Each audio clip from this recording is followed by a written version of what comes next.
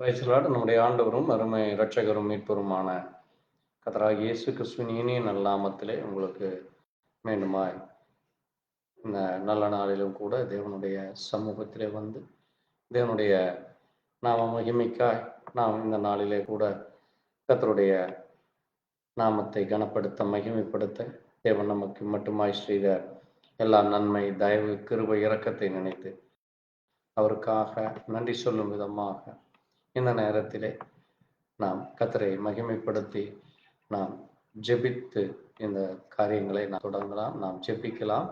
ஸ்தோத்திரிக்கிறோம், ஸ்தோத்திரிக்கிறோம், ஸ்தோத்திரிக்கிறோம், ஸ்தோத்திரிக்கிறோம், உம்மை துதிக்கிறோம், துதிக்கிறோம், துதிக்கிறோம், துதிக்கிறோம். அப்பா, உம்முடைய அன்பிற்காய், உம்முடைய இரக்கத்திற்காய், நீ செய்த சகல நன்மைகளுக்காய், எங்களை ஜீவனோடு வைத்ததற்காக, எங்கள் மத்தியிலே இருப்பதற்காய் நாங்கள் உமக்கு நன்றி செலுத்துகிறோம்.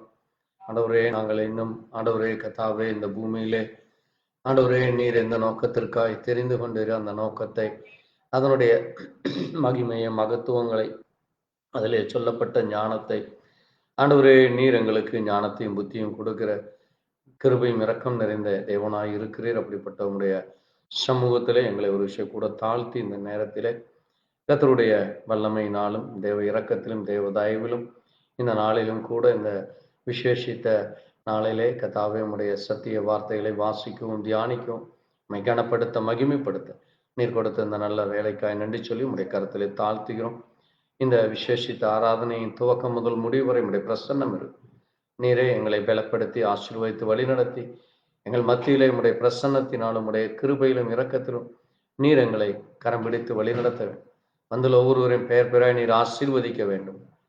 உடைய கரத்தில் ஒப்புக் கொடுக்கிறோம். எல்லாவற்றையும் இயேசு கிறிஸ்துவினுடைய பரிசுத்த நாமத்திலே கர்த்தர் தாமே உங்கள் ஒவ்வொருவரையும் ஆசீர்வதிப்பாராக. இயேசு கிறிஸ்து நாமத்திலே உங்கள் ஒவ்வொருவரையும் வாழ்த்து சொல்கிறேன். தேவநாம மகிமைக்காக இந்த நேரத்திலே கூட நாம் ஒரு சில பாடல்களை பாடி கர்த்தரை நாம் மகிமைப்படுத்துவோம். பாட்டு புத்தகத்திலே ஒரு சில பாடல்களை பாடி நாம் கர்த்தரை மகிமைப்படுத்தலாம்.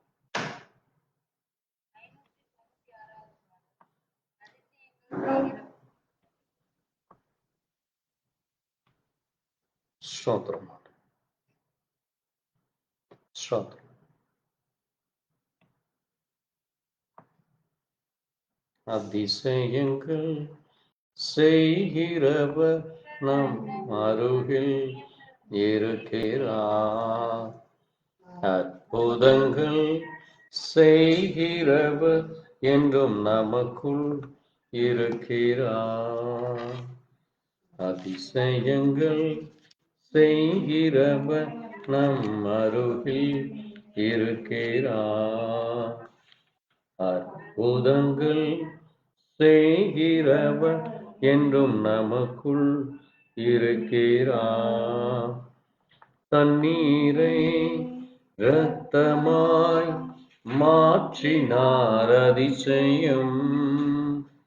தண்ணீரை இரத்தமாய் மாற்றினார் அதிசயம்.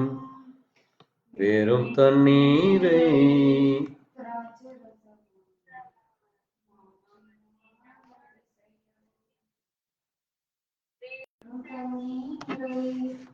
திராட்சை ரசமா மாற்றினார் அதிசயம்.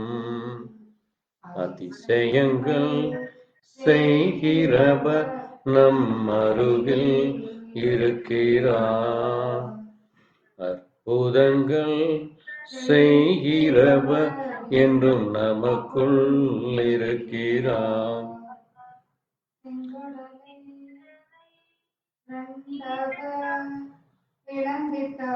அதிசயம் செங்கடலை ரெண்டாக பிளந்திட்டார் அதிசயம்.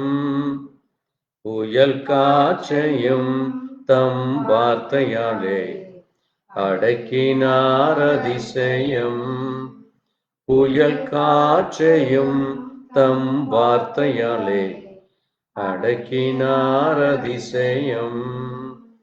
அதிசயங்கள் செய்கிறவர் நம் அருகில் இருக்கிறார். அற்புதங்கள் செய்கிறவர் நம் அருகில் இருக்கிறார்.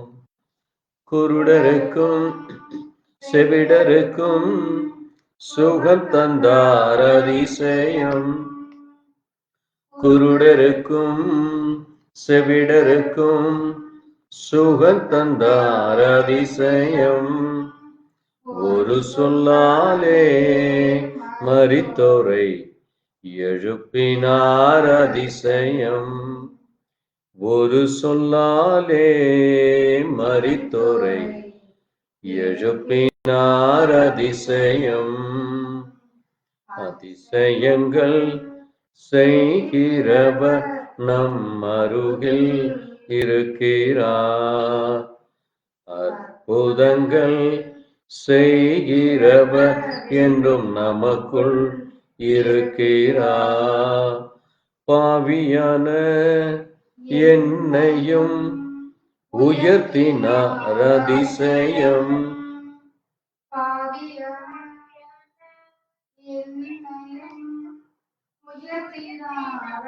அதிசயம் என் மீது நேசக்கரம் நீட்டினார் அதிசயம்.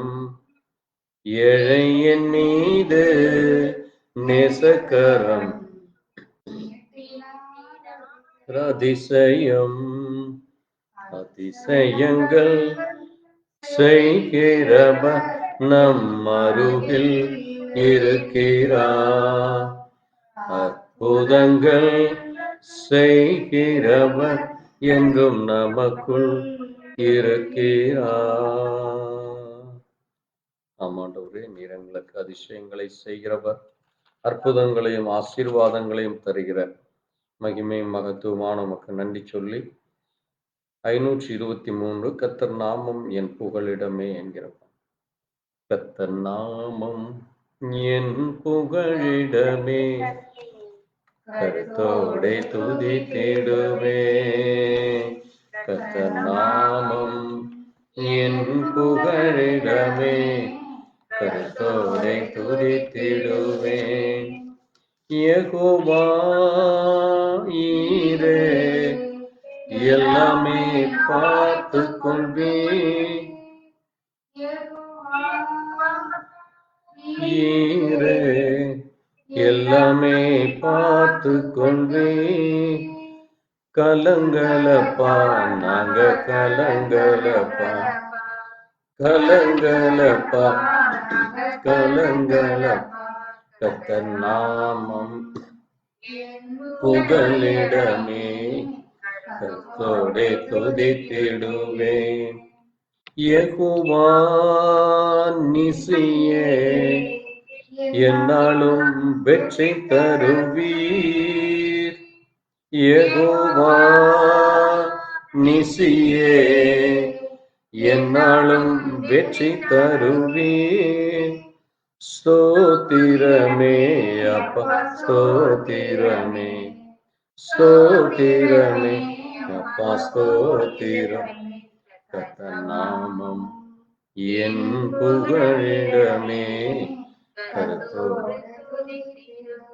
ஆமாண்டவரே, நாங்கள் கருத்தோடு உம்மை துதிக்கிறோம், உம்மை ஸ்தோத்திரிக்கிறோம். நீர் அற்புதமானவர், அதிசயங்களை செய்கிறவர், எங்கள் நடுவில் இருக்கிற தேவன். எங்களை நோக்கி உருவாக்கி எங்களை பலப்படுத்தி இந்த பூமியிலே நீர் ஒரு நோக்கத்திற்காய் தெரிந்தெடுத்து எங்களை ஆண்டவரே கர்த்தாவே இந்த உலக காரியங்களில் இருந்தும், ஆண்டவரே உலக ஆண்டவரே மதியீனங்களில் இருந்தும், ஆண்டவரே இந்த ஜனங்களுடைய வழிகளை ஆண்டிருந்தும் எங்களை நீர் பிரித்தெடுத்து உம்முடைய வழியிலே, உம்முடைய ஆலோசனையிலே, உம்முடைய ஞானத்திலே, உம்முடைய புத்தியிலே, உம்முடைய கர்த்தாவே கரத்திலே ஆண்டவரே நடக்கும்படியாய் நீர் எங்களை தெரிந்தெடுத்திருக்கிறீரப்பா.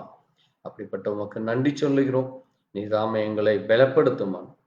எங்களுள்ள எல்லா பலவீனங்களை அறிந்த தேவன், எங்களை ஆண்டவரே நீர் உன்னுடைய கரத்திலே ஆண்டவரே நீர் பாதுகாக்க வல்லவராய் இருக்கிறீர் என்று எங்களுடைய ஆவி ஆத்மா சரீரம் முழுவதுமாய் ஒப்புக்கொடும். தேவ கிருபை கிடைக்கட்டும், நீரை மகிமைப்படும். தொடர்ந்து நம்முடைய கரத்தில் ஒப்புக் கொடுக்கிறோம், பொறுப்படுத்தும். இயேசு கிறிஸ்துவின் நாமத்திலே கர்த்தர் தாமே மகிமைப்படுவாராக. நாம் எழுந்து நின்று இந்த நாளுக்குரிய வேத வசனத்தை வாசித்து நாம் செய்திக்குள்ளாய் கடந்து செல்லலாம்.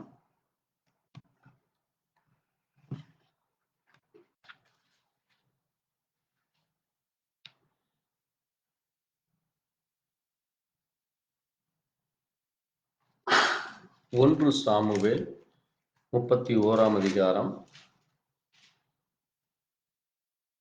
1 சாமுவேல் 31 11 13 வரை வாசிக்கலாம்.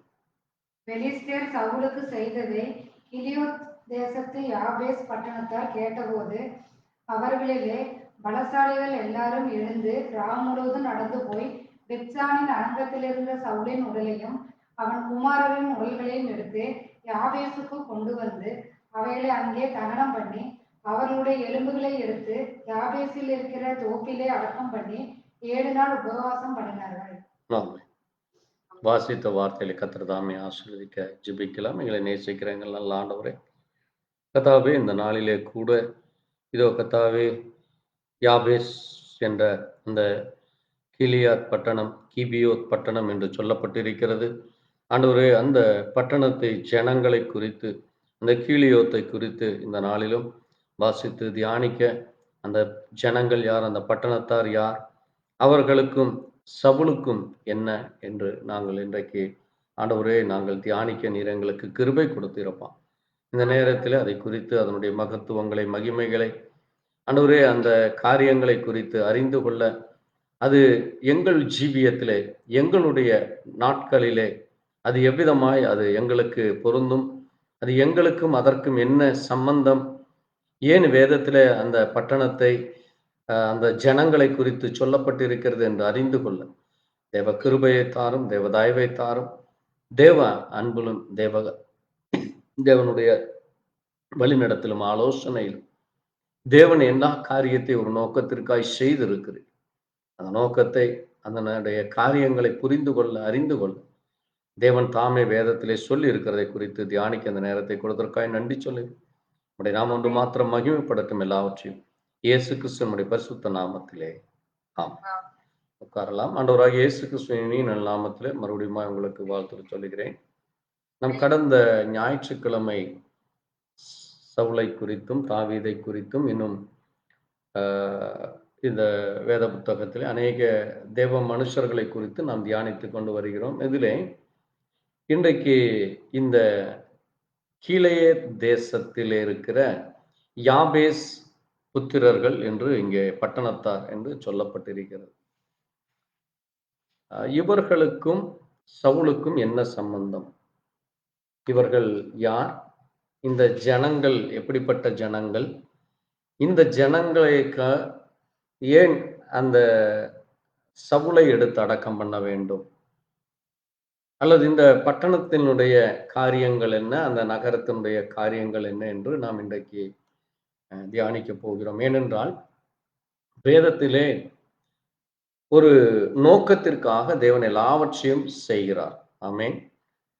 அவர் செய்கிற எந்த ஒரு காரியமானாலும் அதிலே ஆசீர்வாதம் உண்டு, அதிலே தேவ நாம மகிமை உண்டு. அது மட்டுமல்ல, தேவனுடைய பிள்ளைகளுக்கும் மற்றவர்களுக்கும் அந்த வித்தியாசத்தை காட்ட தேவன் எப்பொழுதுமே அவர் தன்னுடைய பிள்ளைகளோடு கூட இருக்கிறார் என்று அதை நமக்கு சொல்லும்படியாக இந்த வேதத்திலே எழுதி வைத்திருக்கிறார். ஆமென். ஆகவேதான் நாம் இன்றைக்கு இந்த கீலேயாத் என்கிற இந்த பட்டணம் என்ன என்று நாம் இன்றைக்கு வாசிக்க போகிறோம். அதை குறித்து நாம் வேதத்திலே நம்ம வாசிக்கிறப்போ பாருங்கள், அங்கே நியாயாதிபதிகள் புஸ்தகத்திலே 19ஆம் அதிகாரத்தை எடுத்து நாம் ஒரு நிமிஷம் அந்த காரியத்தை குறித்து வாசிக்கலாம். நியாயாதிபதிகள் 19ஆம் அதிகாரம் எடுத்தவர்கள் சீக்கிரம் வாசிக்கலாம். நியாயாதிபதிகள் 19ஆம் அதிகாரம் 1ஆம் வசனம்.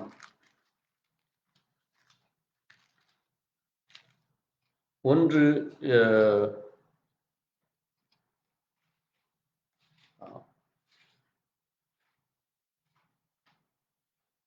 1-2 மட்டும் நம்ம வாசித்து தொடர்ந்து நம்ம செய்திக்குள்ளாக மற்ற காரியங்களை வாசிக்கிற பொழுது இதனோடு கூட சேர்ந்து நாம் இன்றைக்கு தியானிக்கலாம். அடுத்தவர்கள் வாசிக்கலாம். ராஜா இல்லாத நாட்களிலே எப்ராயிம் மலைகள் அருகே பரதேசியாய் தங்கின ஒரு லேவியன் இருந்தான். அவன் யூதாவில் உள்ள பெத்லகேம் ஊராளாகிய ஒரு ஸ்திரீயை தனக்கு மனைவியாக்கி கொண்டிருந்தான். அவள் அவனுக்கு துரோகமாய் விபச்சாரம் பண்ணி அவனை விட்டு யூதா தேசத்திற்கு பெத்லகேம் ஊரில் இருக்கிற தன் தகப்பன் வீட்டிற்கு போய் அங்கே 4 மாதம் வரைக்கும் இருந்தாள். இங்க ஒரு காரியத்தை பார்க்கிறோம். ஒரு லேவியன், இந்த லேவியன் எப்பிராயிம் என்கிற அந்த மலையிலே தங்கி இருக்கிற ஒரு தேவனுடைய மனுஷன். இவனுக்கு ஏனென்றால் லேவியர்கள் அந்த நாட்களிலே தேவனுக்கென்று ஊழியம் செய்து கொண்டிருக்கிறவர்கள்.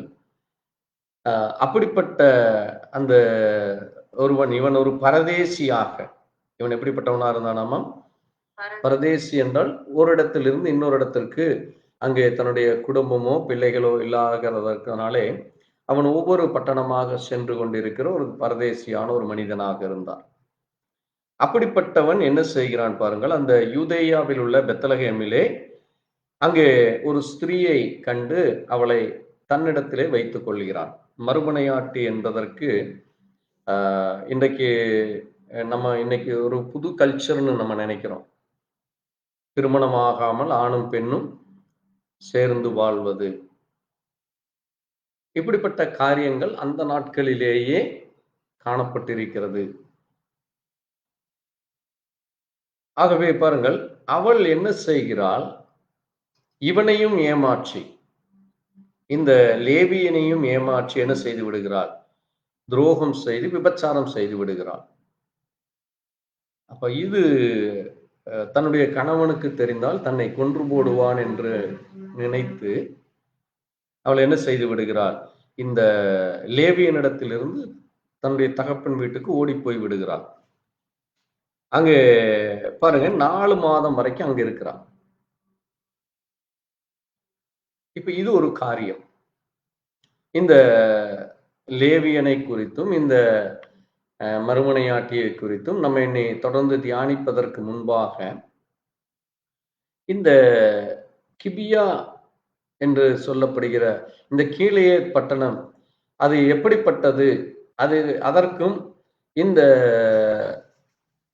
சவுலுடைய காரியங்களுக்கும் என்ன என்று நம்ம பார்க்க வேண்டுமானால், அது வேத புத்தகத்திலே நம்ம வாசிக்கிறப்போ, அது யோசுவா எழுதின புஸ்தகத்திலே, யோசுவா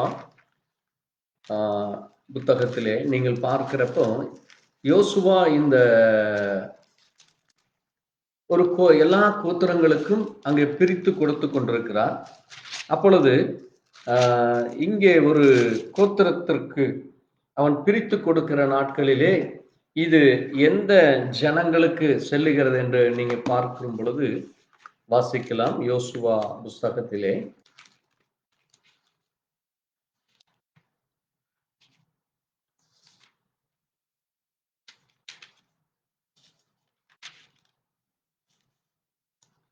யோசுவாவின் புத்தகத்திலே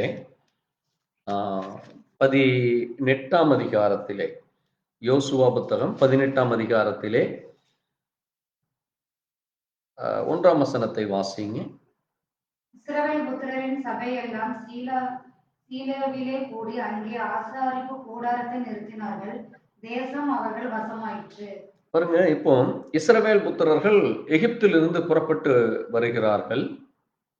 புறப்பட்டு வந்து அங்கே சீலோ என்கிற அந்த இடத்திலே, ஏனென்றால் ஒவ்வொரு பட்டணமும் ஒரு மிக முக்கியமான ஒரு காரியமாக இருக்கிறது என்று நம்ம கடந்த நாட்களிலே சொன்னோம். நம்ம இன்னும் அதை குறித்த ஒரு சில காரியங்களை நம்ம பார்த்து கொண்டு வருகிறோம். பெத்லகேம் என்றால் என்ன, இன்னும் அநேக பட்டணங்களை குறித்து நம்ம பேசிக்கொண்டு வருகிறோம். அதிலே இந்த சீலோவா என்பது ஒரு பட்டணமாக இருக்கிறது. இந்த சீலோவா இடத்திலே வந்த பொழுது அங்கே என்ன செய்கிறார்களாமா? இஸ்ரவேலர்கள் எல்லோரும் கூடுவதற்காக ஒரு ஆசாரிப்பு கூடாரத்தை செய்கிறார்கள். இப்படி செய்து கொண்டிருக்கிற நாட்களிலே அங்கே நீங்க 12 கோத்திரத்திலே சுமார் 5 கோத்திரத்திற்கு இவர்கள் சீலோவுக்கு வருவதற்கு முன்பாகவே பட்டணங்களை பிரித்து கொடுத்து விடுகிறார்கள். இன்னும் 7 கோத்திரங்களுக்கு பட்டணம் பிரிக்கப்படவில்லை.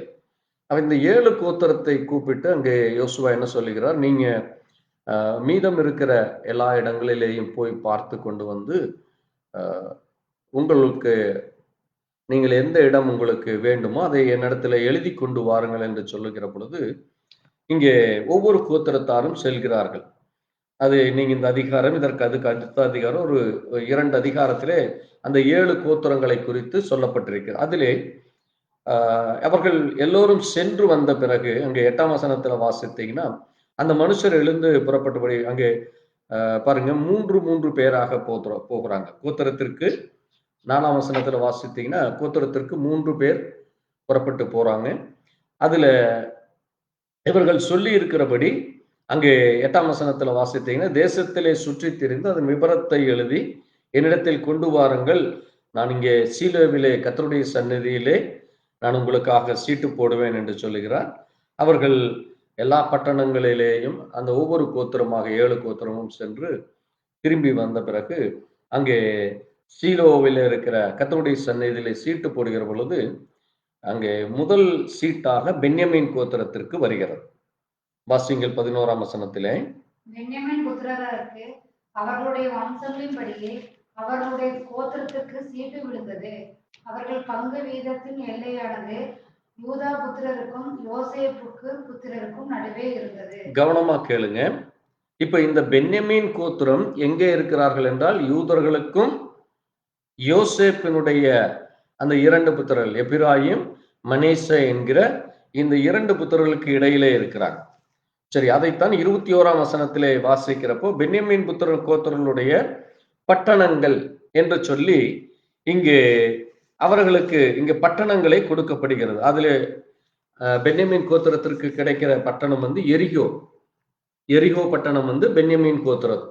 அதற்கு அடுத்தது ஓத்லோகோ, கேயிஸ், பெத் அராபா, செமராயிம், பெத்தேல் கூட பென்யமீன் கோத்திரத்திற்கு சேர்ந்தது.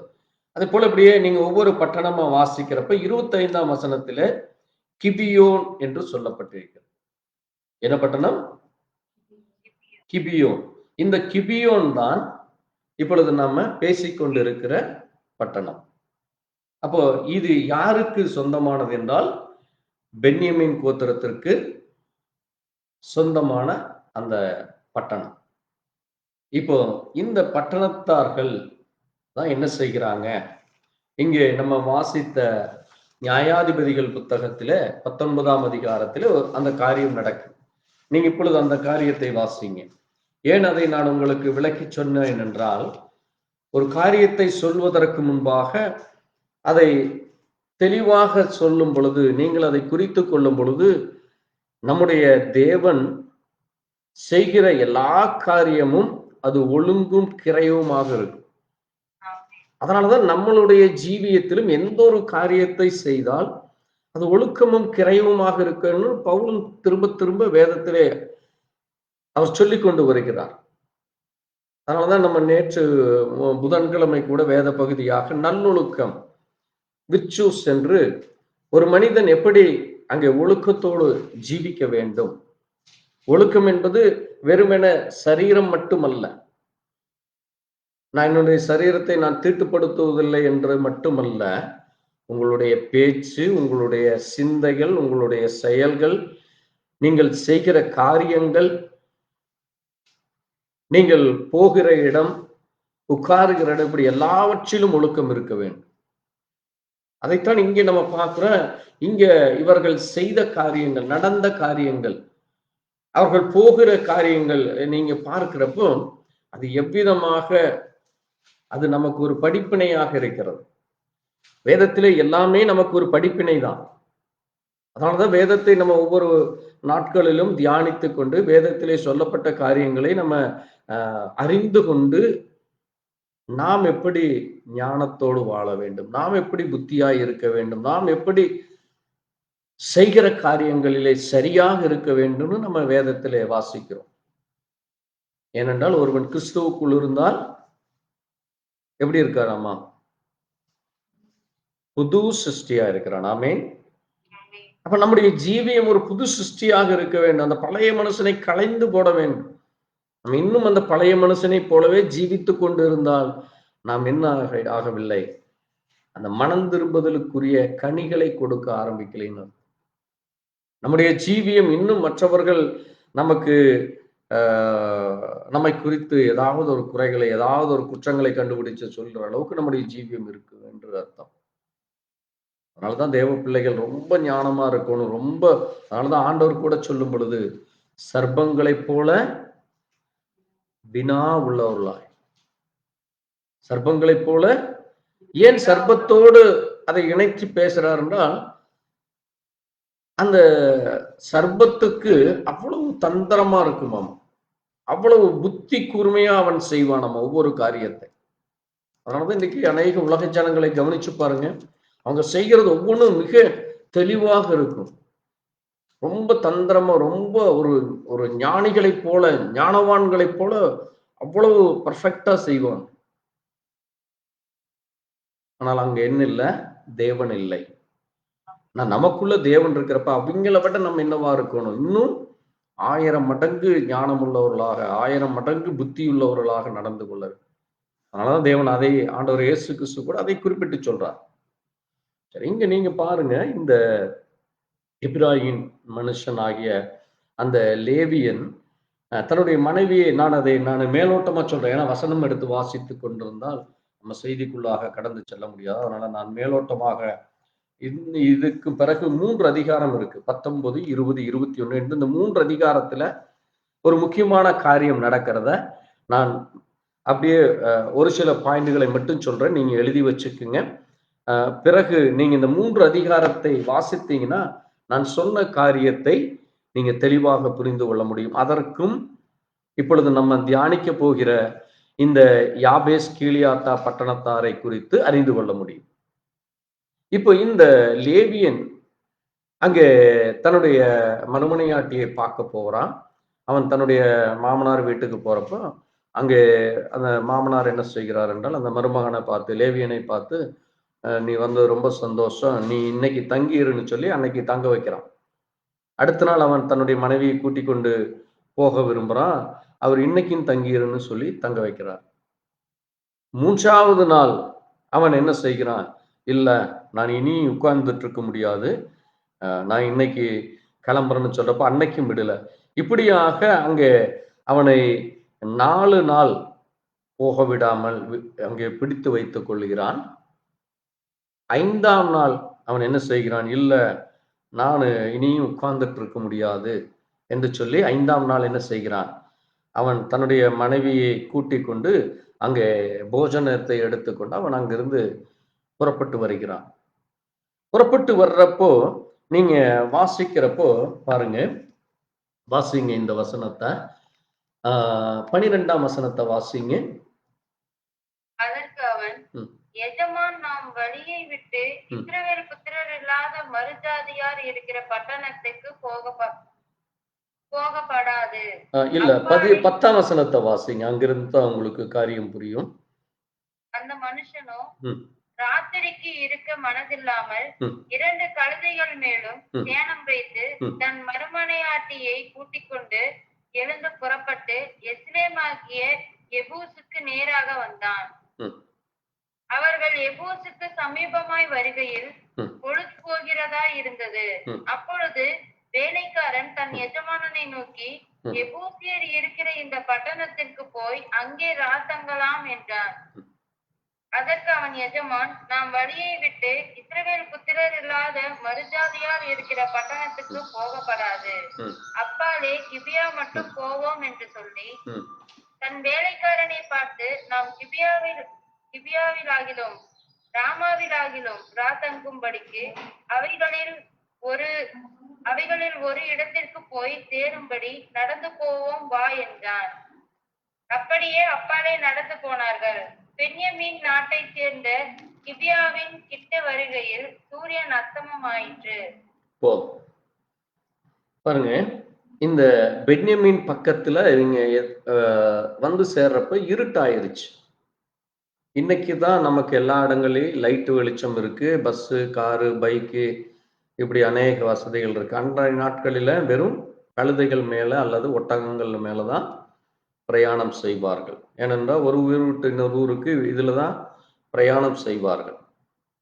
இப்படி அவர்கள் பிரயாணம் செய்கிற பொழுது இருளானது நேரமானதுனால, இன்னொன்று இஸ்ரவேல் புத்திரர் அல்லாத மற்ற இடத்துல போறப்ப அவங்க என்ன செய்து விடுவார்கள், இவர்களை கொன்று போடுவார்கள். ஏதோ ஒரு இவங்க உளவாளிகள் அங்கே தேசத்தை உளவு செய்ய வந்துடான்னு சொல்லி, அங்க பாதுகாப்பு இருக்காது என்று சொல்லி அவன் என்ன செய்கிறான், அங்க மறுஜாதியார் இடத்துல நம்ம போகக்கூடாது, நம்ம இஸ்ரவேல் புத்திரர் கோத்திரங்கள் இருக்கிற அந்த தேசத்துக்கு போலான்னு சொல்றப்போ, அங்கே பென்யமீன் கோத்திரத்தானாகிய கிபியா கிட்ட வர்றப்போ அங்கே சூரியன் அஸ்தமாயிரும். அப்ப அந்த பட்டணத்துல இரவு தங்கறக்கு போறப்ப அங்க எங்கேயுமே அவங்களுக்கு யாரும் அவங்கள வீட்டுல ஏத்திக்கல.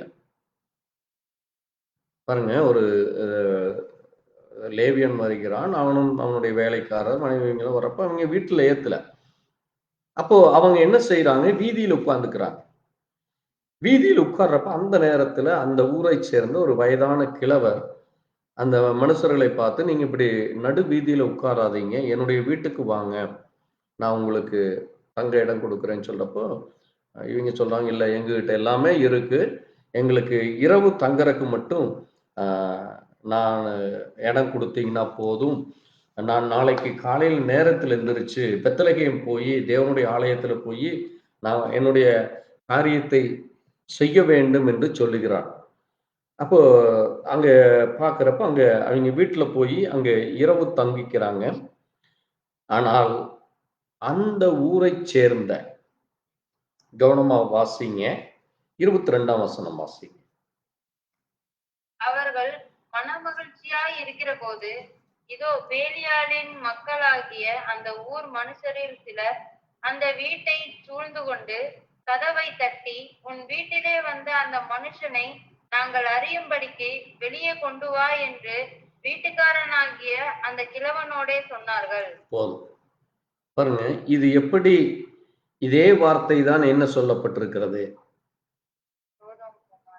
சோதோம் கொமாராவிலே அந்த தேவ மனுஷர்கள் 2 பேர் அங்கே லோத்தை சந்திக்கிற பொழுது இதே காரியம்தான் நடந்தது. அவன் அந்த 2 பேரை கொண்டாங்க, நாங்கள் அவர்களை அறிய வேண்டும். அதான் இன்றைக்கு நடக்கிற கே செக்ஸ் என்று சொல்லுவார்கள். அதனாலதான் அந்த பட்டணத்தை தேவன் அழிச்சு போட்டார். அதே காரியம்தான். இதை செய்கிறவர்கள் யார்? இஸ்ரவேல் புத்திரர்கள். அதனாலதான் இங்க போட்டிருக்கு, யாரம்மா, யார் அவர்கள்? இப்பதானே வாசித்தீங்க, யார் அவர்கள்? பேலியாளின் மக்கள். வாசிக்கிறப்ப கவனமா வாசித்து அதை ஞாபகம் வச்சுக்கொள்ள வேண்டும். பேலியாளின் மக்கள். பேலியாள்னா யாரு? தேவனை வணங்காத, அங்கே தேவனுக்கு பிரியமில்லாத காரியங்களை செய்து அசுத்தத்திலும் அருவருப்பிலும் அக்கிரமத்திலும் செய்து கொண்டு இந்த ஜனங்களோடு தங்கி இருக்கிறவங்க. ஏனென்றால் இந்த அதிகாரத்துல இன்னும் ஒரு முக்கியமான காரியம் இருக்கு. நம்ம இந்த யோசுவால வாசிக்கிறப்போ ஒரு காரியத்தை பார்த்தோம். அந்த பென்யமீன் கோத்திரத்தாருக்கு இந்த தேசம் கொடுக்கப்பட்ட நாட்கள்ல இந்த இந்த கிபியோன் பட்டணத்தை சேர்ந்த ஒரு சிலர் ஒரு தவறான காரியத்தை அவர்கள் செய்கிறார்கள். கர்த்தருக்கு சித்தமானா அதை இன்னொரு நாளைக்கு வாசிக்கலாம், ஏன்னா அது ஒரு பெரிய காரியம்.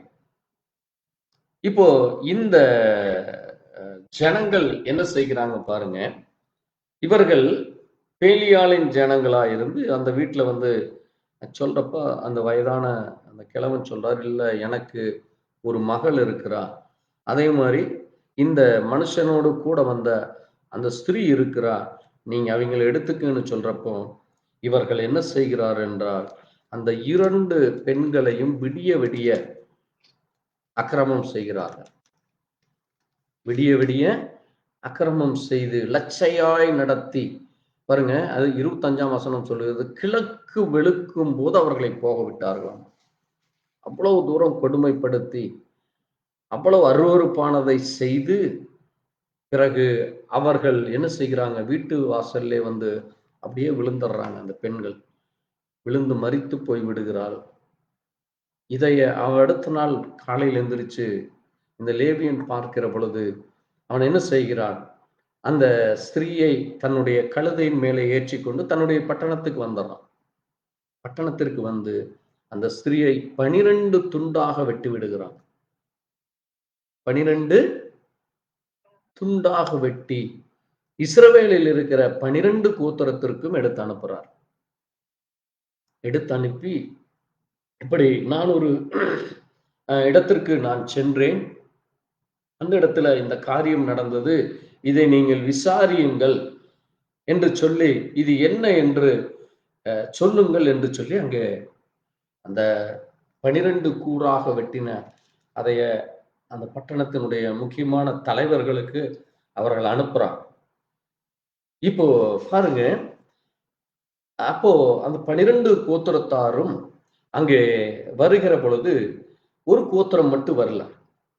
அங்கே வாசிங்க 20ஆம் அதிகாரத்துல 1ஆம் வசனத்தை வாசிங்க. அப்பொழுது தான் முதல் பெயர்சபா மட்டும் உள்ள இஸ்ரவேல் புத்திரர் அனைவரும் கீலியோத் தேசத்தாருடன் மிஸ்பாவிலே கர்த்தருக்கு முன்பாக கெகோபித்து சபையாய் கூடினார்கள். போதும் பாருங்க, முதல்ல பார்த்தோம் ஷீலோவா என்கிற ஒரு இடத்தை பார்த்தோம். இப்ப இது மிஸ்பா என்கிற இடம். இப்ப இந்த ஒவ்வொரு இடத்திற்கும் ஒவ்வொரு காரியம் இருக்குன்னு நான் போன தடவையே சொன்னேன். கர்த்தருக்கு சித்தமானால் நம்ம அந்த காரியங்களை குறித்து வருகிற நாட்களிலே தியானிப்போம். ஏன் அங்கே மிஸ்பாவிலே கூட வரார்கள், இந்த மிஸ்பாவுக்கு தேவனுடைய பிள்ளைகளுக்கும் என்ன என்று நம்ம தியானிக்கலாம். சரி, இப்போ நீங்க பாருங்க, இந்த ஜனங்கள் அங்கே என்ன செய்கிறார்களாமா? 12 கோத்திரங்களிலே இந்த இஸ்ரவேல் ஜனங்கள் 4 லட்சம் பேர் அங்கே ஒன்று கூடி இந்த கொலை ஏன் நடந்தது, எப்படி என்று விசாரிக்கிற பொழுது 6ஆம் வசனம் சொல்லுது, இஸ்ரவேலர்கள் இப்படிப்பட்ட முறைகேட்டையும் பசிங்க. ஆகையால் இஸ்ரவேலில் அவர்கள் இப்படிப்பட்ட முறைகேட்டையும் மதிகேட்டையும் செய்தபடியினால் நான் என் மறுமனையாட்டியை பிடித்து துண்டித்து இஸ்ரவேலின் சுதந்திரமான சகல நாடுகளுக்கும் அனுப்பினேன்.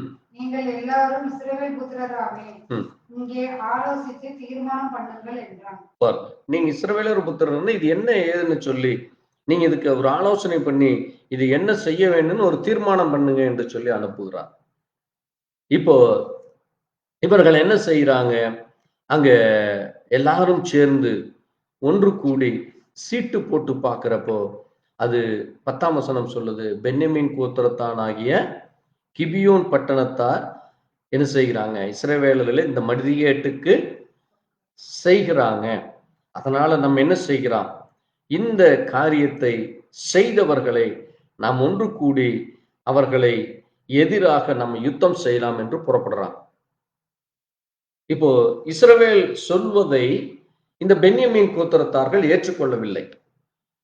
அது எப்படி எங்க ஊர்ல அந்த மாதிரியான காரியம் நடக்காது, அதுவும் இல்லாம நாங்க அந்த கிபியோன் பட்டணத்தை நீங்க சண்டை போடுறதை நாங்க அனுமதிக்க மாட்டோம் என்று என்ன செய்யறாங்க? அந்த ஜனங்களுக்கு இவர்கள் பாதுகாப்பு கொடுக்கிறாங்க. தவறு செய்தவர்களுக்கு இவர்கள் பாதுகாப்பு கொடுக்கிறாங்க.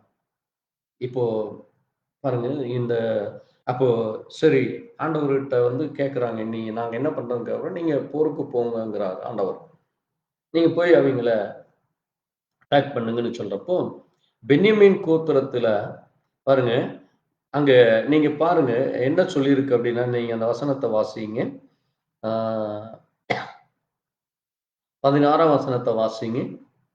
அந்த ஜனங்கள் எல்லாருக்குள்ளும் தெரிந்து கொள்ளப்பட்ட இடதுகை வாக்கான 700 பேர் இருந்தார்கள். அவர்கள் அனைவரும் ஒரு மயிரிலையும் தப்பாதபடிக்கு கவன்கள் எறிவார்கள். பாருங்க, அந்த பட்டணத்தார்களுடைய காரியங்கள் பாருங்க, குறி வச்சு அடிப்பாங்க. தாவீது எப்படி அங்கே ஒரே அடியில அந்த பெலிஸ்தீன் ஆகிய அந்த கோலியாத்தினுடைய நெற்றியிலே ஒரே அடியில் அவன் விழுந்து மரித்தது போல இந்த பட்டணத்திலே 700 பேர் இருக்கிறாங்க. அந்த 700 பேரும் ஒரு பாயிண்ட் கூட தவறாதபடி கவன்கள் எறிகிறவர்கள். அது மட்டும் இல்ல, நம்ம எல்லாரும் வலது கையை யூஸ் பண்ணுவோம், அவர்கள் இடது கையில் அதை செய்வாங்களாம்.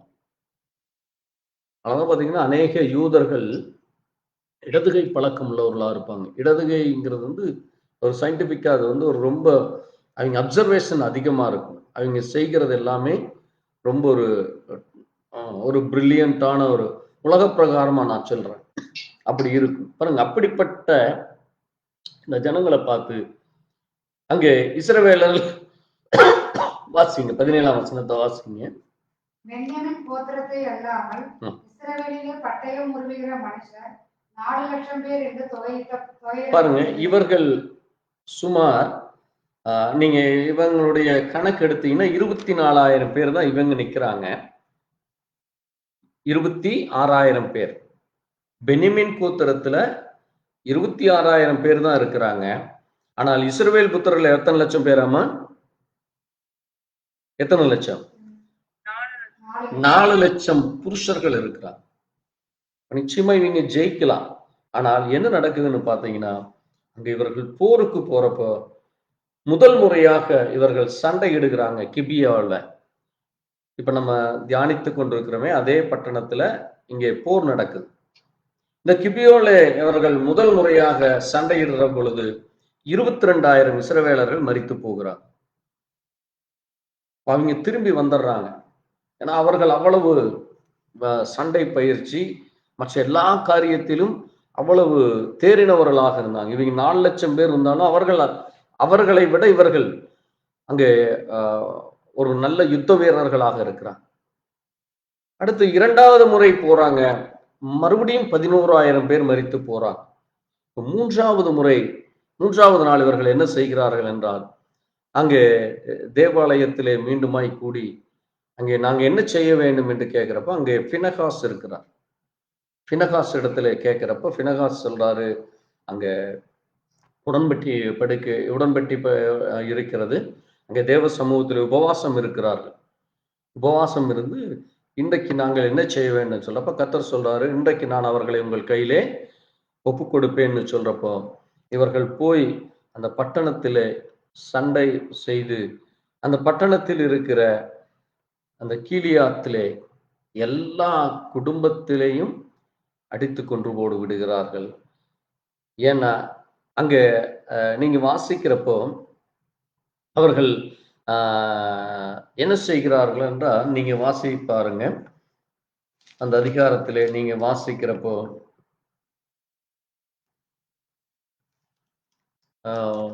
40ஆம் வசனத்தை வாசிங்க. 20:40.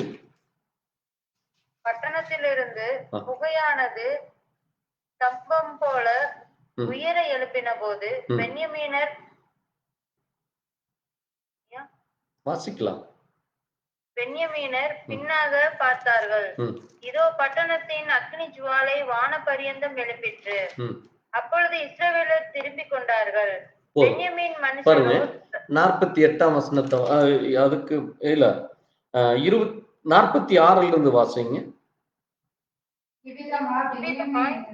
அந்நாளில் விழுந்தவர்கள் எல்லோரும் 25,000 பேர். அவர்கள் எல்லோரும் பட்டயம் உருவுகிற பலவான்களாய் இருந்தார்கள். பாருங்க, ஒரு 25,000 பேர் மரிக்கிறாங்க. அந்த 25,000 பேரும் பட்டணம் உருவுகிற பலவான்களா இருந்தாங்க. நம்ம பலவான்னு சொல்லி முதல்ல பெருமை பேசுற அத்தனை பேரும் இங்க என்ன ஆயாச்சு? மரித்து விடுகிறார்கள். அது மட்டுமல்ல, வெறும் ஒரு 600 பேர் மட்டும் தப்பி என்ன செய்கிறாங்களாமா, ரிம்மோன் கண்மலைக்கு தப்பி ஓடி அங்க 4 மாதம் தங்கி இருக்கிறார். இஸ்ரவேல் புத்திரர் என்ன செய்கிறாங்களாமா, பென்யமீன் மேலே அங்கே அந்த பட்டணத்தில் இருக்கிற வாசிங்க 48ஆம் வசனத்துல வாசித்தீங்கன்னா தெரியும். இஸ்ரவேலரோ பென்யமீன் புத்திரர் மேல் திரும்பி பட்டணத்தில் மனுஷர் தொடங்கி மிருகங்கள் மட்டும் கண்டவைகள் எல்லாவற்றையும் பட்டயத்தினால் வெட்டி கண்ட பட்டணங்களை எல்லாம் அக்கினியால் கொளுத்தி போட்டார்கள். அங்க இருக்கிற எல்லா பட்டணத்தையும் நீங்க அந்த யோசுவா பிரிச்சு கொடுத்தாரு பாருங்க. அதுல இவங்க போற வழியில வர்ற வழியில இருக்கிற எல்லா பட்டணத்தையும் அங்க இருக்கிற மனுஷர்கள் எப்படி அந்த கோத்திரமே என்ன செய்யும்படியாக, அற்று போகும்படியாக இந்த வெறும் 600 பேர் தான் தப்பி ஓடுறாங்க. மீதம் இருக்கிற எல்லாரையும் கொன்று குவித்து விடுகிறார்.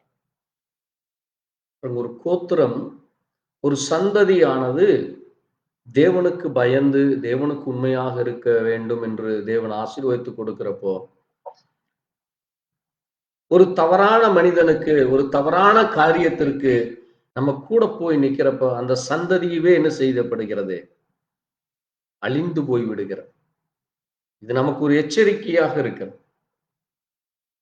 பாருங்க, தேவனாலே ஆசீர்வதிக்கப்பட்ட கோத்திரம் தான் என்னது? 12 கோத்திரங்களிலே பென்யமீன் கடைசி கோத்திரம். ஆனா அவர்கள் செய்த தவறினாலே இப்பொழுது அந்த கொடுத்தப்பட்ட பட்டணம் முழுவதும் அங்கே சுட்டெரிக்கப்பட்டு ஜனங்களும் கொன்று போடப்படுகிறார். அது எவ்வளவு பெரிய சாபக்கேடு பாருங்க.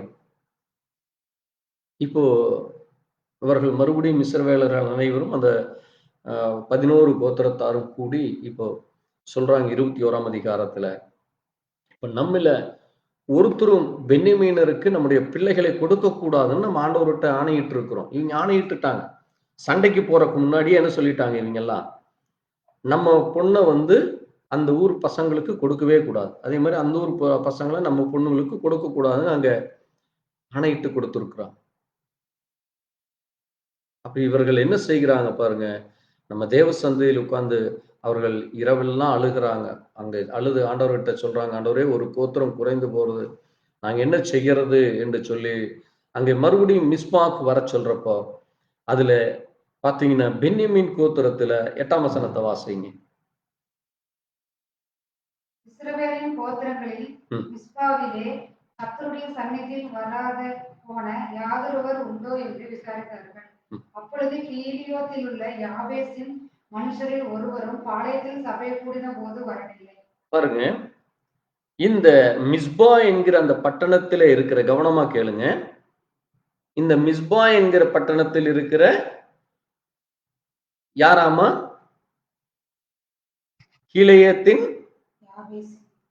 கீலேயத்தின் புத்திரராகிய யாபேசின் புத்திரர்கள் வரவில்லை. ஒருவர் கூட அந்த பாளையத்துல வரலையாமா, ஒருவர் கூட அந்த பட்டணத்திற்கு வரவில்லையாமா. அப்போ அங்க என்ன சொல்றாங்க பாருங்க, அந்த கீலேயத்தை என்ன செய்ய வேண்டுமாமா? அந்த கீலேயத் பட்டணத்தை வாசிங்க 10ஆம் வசனத்துல.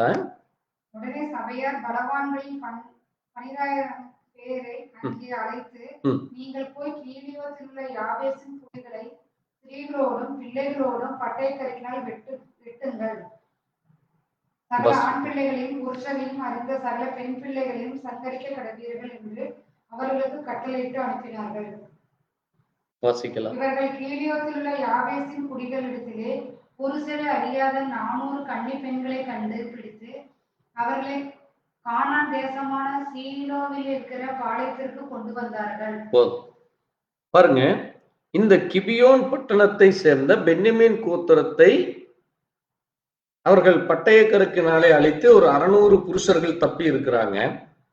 இந்த மிஸ்பாவில் இருக்கிற இந்த கீலேயோத்தில் இருக்கிற யாபேஷின் ஜனங்கள் இங்கே இஸ்ரவேல் கோத்திரங்களுக்கு கூட நிக்காதனால, நீங்க அங்க பென்யமீன் கோத்திரம் என்ன தவறு செய்தது? அந்த கிபியா பட்டணத்தை காப்பாற்றினது போல, அதனாலே அவர்கள் மரித்து போனது போல, இந்த யாபேஸ் பட்டணத்தார்கள் என்ன செய்யல, இப்படி பென்யமீனரை நீங்க இப்படி பண்ணிட்டீங்களே, பென்யமீன் கோத்திரத்தை இப்படி நீங்க எல்லாரும் சேர்ந்து அழிச்சு போட்டீங்களே அப்படின்னு சொல்லி இந்த யாபேஸ் பட்டணத்தார்கள் யாருமே என்ன செய்யல, இந்த மிஸ்பாக்கு வரல. அதனாலதான் இந்த 2 பட்டணத்தையும் நான் உங்களுக்கு எடுத்து தனியா சொல்லுவேன். பாருங்க, அவர்களும் இவர்களுக்கு துணை போறாங்க, இவர்களும் அவர்களுக்கு துணை போறாங்க. தவறு செய்தவர்களுக்கு என்னது? இதுதான் துணை செய்கிற காரியம். உலக பிரகாரமா பார்க்கிறப்போ அது சரியாக இருப்பது போல் தோன்றும், ஆனால் தவறுனா அது தவறுதான். என்ன நடக்குது பாருங்க, அந்த பட்டணத்தை என்ன செய்தார்களாமா? கீலேயத் பட்டணத்தை, அந்த குடிகளையும் ஸ்திரீகளையும் பிள்ளைகளையும் பட்டயக்கருக்கினால் பட்டயக்கருக்கினால் கொன்று, பாருங்க 11ஆம் வசனம் சொல்லுகிறது, சகல ஆண்களையும் புருஷரை அறியாத பெண்களையும் கொன்று போடுங்க என்று சொல்லி விடுகிறார்கள். அதில் ஒரு 400 பெண்களை மட்டும் அந்த பெண்கள் அங்க கன்னி பெண்களாக இருக்கிறார். அந்த 400 பெண்களை அங்கே சீலோவில் இருக்கிற அந்த தேவாலயத்திற்கு அங்கே கொண்டு வர்றாங்க. இப்ப கொண்டு வந்து என்ன செய்யறாங்க என்று பாத்தீங்கன்னா, இந்த 600 புருஷர்கள் இருக்கிறாங்கல்ல, அவர்களுக்கு இந்த 400 பெண்களை கொடுத்து பென்யமீன் கோத்திரத்திற்கு கொடுத்து திருமணம் செய்து வைக்கிறார். அப்படிப்பட்டவர்கள் தான் யாரு? இந்த யாபேஷ் பட்டணத்தார். இந்த கீபியா என்று சொன்னமே, அந்த கீபியா பட்டணத்தை சார்ந்தவர் தான் யாரு? சவுல். நீங்க வாசிங்க, சவுலுடைய வாழ்க்கை வரலாறு நீங்க பார்க்கிறப்போ வாசிக்கலாம். சாமுவேல் எழுதின புஸ்தகத்திலே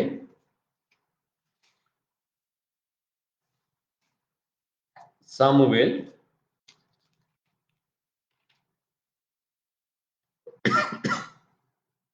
9ஆம் அதிகாரத்துல வாசிங்க, 1ஆம் வசனத்தை வாசிங்க. பென்யமீன் கோத்திரத்தாரில் கீஸ் என்னும் பேருள்ள மகா பராக்கிரமசாலியான ஒரு மனுஷன் இருந்தான். அவன் பென்யமீன் கோத்திரத்தானாகிய அபியாவின் மகனான பெகோராத்திற்கு பிறந்த தேரோரின் புத்திரனாகிய அபியேலின் குமாரன். போதும். இப்போ பாருங்க, இந்த யாபேஷ் பட்டணத்தில் இருக்கிற 600 பேர்ல அந்த 400 கன்னிகைகளை திருமணம் செய்து கொண்ட கிபியா பட்டணத்தார், இதெல்லாம் நடந்து முடிந்து சாமுவேல் சவுலுடைய காரியம் வருகிற பொழுது வரலாற்று அறிஞர்கள் சொல்றாங்க 300 வருஷம் ஆகிவிடுதாமா. எவ்வளவு வருடம்? 300 வருடங்களுக்கு பிறகு இங்க நடக்கிற காரியம் தான் இது. ஏன்னா இடையில நம்ம பார்க்கிறோம், இங்க நியாயாதிபதிகள் புத்தகம் முடிஞ்சோன்னு அடுத்தது எது வருது? ரூத்தினுடைய புத்தகம் வருது. இந்த ரூத்தினுடைய புத்தகத்திற்கும் இதற்கும் இடையில நடைபெறுகிற காரியம்தான் இது. இப்போ இந்த இடைப்பட்ட காலத்திலே இந்த பென்யமீன் கோத்திரத்திலே அந்த கிபியா பட்டணத்தை சார்ந்தவன் தான் யாரு? சவுல். அதனால்தான் பாருங்க, பென்யமீன் கோத்திரத்தை குறித்து அங்கே தேவனுடைய மனுஷன் சொல்லும் பொழுது சவுல் சொல்றாரு சாமுவேலை பார்த்து. வாசிங்க 21ஆம் வசனம், 9ஆம் அதிகாரம் 21ஐ வாசிக்கலாம். அப்பொழுது சவுல் பிரதியுத்தரமாக, நான் இஸ்ரவேல் கோத்திரங்களிலே சிறிதான பென்யமீன் கோத்திரத்தை பாருங்க, ஏன்னா அவங்க கோத்திரத்தில் இப்ப யாரு, எத்தனை பேர் இல்ல, எல்லாருமே அழிக்கப்பட்டு வெறும் 600 பேர் கூட இல்ல. அந்த 600 பேர்ல அதைத்தான் சொல்றாரு, நான் அந்த பென்யமீன் என்கிற அந்த சிறிய கோத்திரத்தான். இந்த கோத்திரம் அதுல எங்க குடும்பம் எப்படிப்பட்டது? மிக அற்பமான குடும்பம். இப்படி இஸ்ரவேலர்கள் அனைவருக்கும் நான் ராஜாவாகிறது, அது அப்படிப்பட்ட வார்த்தைகளை ஏன் என்கிட்ட சொல்றீங்கன்னு சொல்லி தன்னை அங்கே தாழ்த்துகிறார். அப்போ அங்க இதெல்லாம் முடிச்ச பிறகு நீங்க வாசித்தீங்கன்னா 26ஆம் வசனத்தை வாசிங்க. அவர்கள் அதிகாரமே கிழக்கு வெளுக்கிற நேரத்தில் எழுந்திருந்த போது சாமுவேல் சவுலை மேல் வீட்டின் மேல் அழைத்து, நான் உன்னை அனுப்பிவிடும்படிக்கு ஆயத்தப்படு என்றான். சவுல் ஆயத்தப்பட்ட போது அவனும் சாமுவேலும் இருவருமாக வெளியே புறப்பட்டார்கள். அவர்கள் பட்டணத்தின் கடைசி மட்டும் இறங்கி வந்த போது சாமுவேல் சவுலை பார்த்து, வேலைக்காரனை நமக்கு முன்னே நடந்து போக சொல்லின்றான். அப்படியே பாருங்க, இதற்கு பிறகுதான் அங்க சவுலை என்ன செய்கிறாங்க, அந்த அபிஷேகம் பண்றாங்க. சரிங்களா? இந்த 10ஆம் அதிகாரத்துல வாசிங்க, 25ஆம் வசனத்தை வாசிங்க. சாமுவேல் ராஜாங்கத்தின் முறையை ஜனங்களுக்கு தெரிவித்து அதை ஒரு புஸ்தகத்தில் எழுதி கர்த்தருடைய சந்நிதியில் வைத்து ஜனங்களை எல்லாம் அவரவர் வீட்டுக்கு அனுப்பிவிட்டார். பாருங்க, இப்போ சவுலை சாமுவேல் என்ன செய்தாச்சு? அபிஷேகம் செய்து, இப்படி உங்க கைக்கு தப்புவிக்கிறதுக்கு இந்த கீசின் குமாரனாகிய சவுல் மேல விழுது, இந்த சீட்டு விழுகுது, அதனால சவுல் தான் இனி உங்களுக்கு எல்லாம் ராஜா. அந்த ராஜாவுக்கு நீங்க என்ன செய்ய வேண்டும் என்று சொல்லி அதற்கு முந்தின வசனத்துல 24, 25 ஜனங்கள் எப்படி இருக்க வேண்டும், என்ன செய்ய வேண்டும் என்று சொல்லி அந்த காரியத்தை சொன்ன பிறகு இப்போ சவுல் என்ன செய்கிறார் பாருங்க. 26ஆம் வசனத்துல சவுல் கீபியாவில் இருக்கிற தன் வீட்டுக்கு போனான். இராணுவத்தில் தேவன் எவர்கள் மனதை ஏவினார் அவர்களும் அவனோடு கூட போனார்கள். பாருங்க, அப்பவும் அங்க யார் இருக்கிறாவாமா? பேலியாளின் ஜனங்கள் அப்பவும் அந்த பட்டணத்துல மறுபடியும் வர ஆரம்பிச்சுட்டாங்க. நான் ஏன் சொல்லுகிறேன் என்றால், ஒரு தேசத்திலே இப்படிப்பட்ட காரியங்கள் நம்மை சுற்றி நடந்து கொண்டுதான் இருக்கும். நீங்க யாருக்கு சப்போர்ட் பண்றீங்க? யாரோடு கூட இணைந்து நீங்கள் பயணம் செய்கிறீர்கள்? யாருக்கு பிரியமா இருக்கிறீங்க? நீங்க தேவனுக்கு பிரியமா இருக்கிறீர்களா?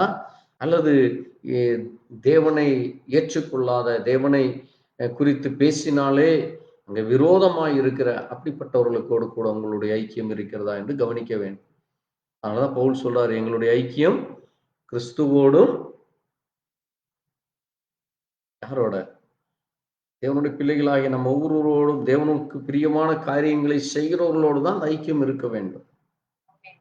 இப்ப நம்ம ஐக்கியப்படுகிறதுன்னு என்னது?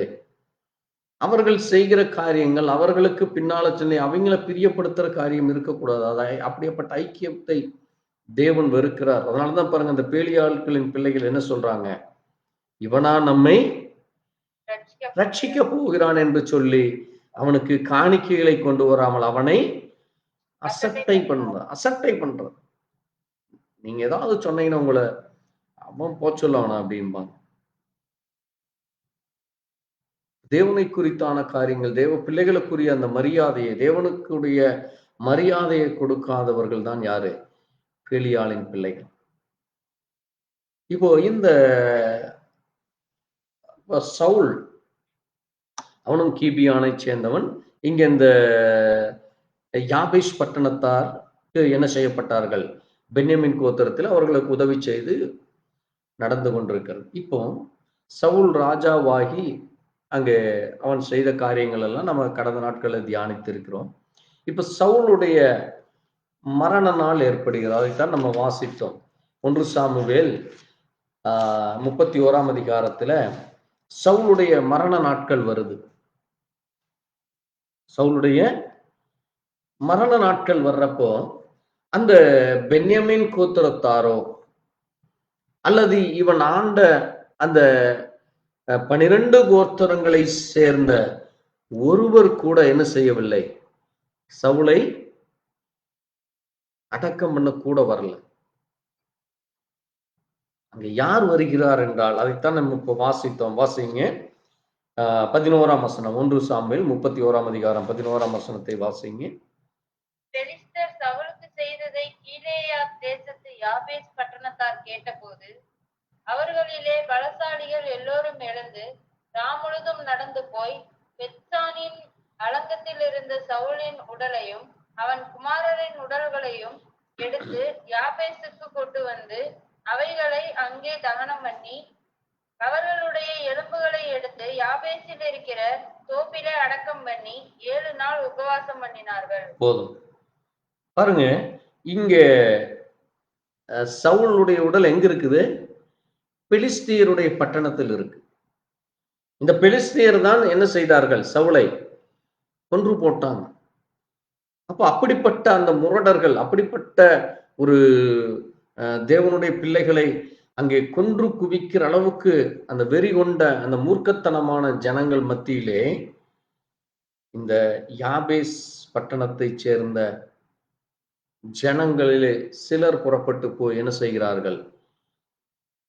அங்கே சவுல் தங்களுக்கு செய்த அந்த காரியத்தை நினைத்து, சவுளுடைய சந்ததியாகிய பென்யமின் கோத்திரத்தார் தங்களுக்கு செய்த அந்த நன்மைகளை, ஏனென்றால் நீங்க இன்னொரு காரியத்தை நம்ம இங்க இடையில நம்ம விட்டுருக்கிறோம். அதை நான் வாசித்து தொடர்ச்சியாக இதுக்கு நம்ம போகலாம். நீங்க வாசிங்க 11ஆம் அதிகாரத்துல ஏன் இந்த யாபேஸ் பட்டணத்தார் இங்கே சவுலுக்கு நன்மை செய்தார்கள் என்றால், இங்க ஒரு காரியம் நடக்குது. வாசிங்க 11ஆம் அதிகாரத்துல 11ஆம் அதிகாரம் 1ஆம் வசனத்தை வாசிங்க. அக்காலத்தில் நாகாஸ் என்னும் அம்மோனியன் வந்து கிலியோத்தில் இருக்கிற யாபேசை முற்றுகை போட்டான்.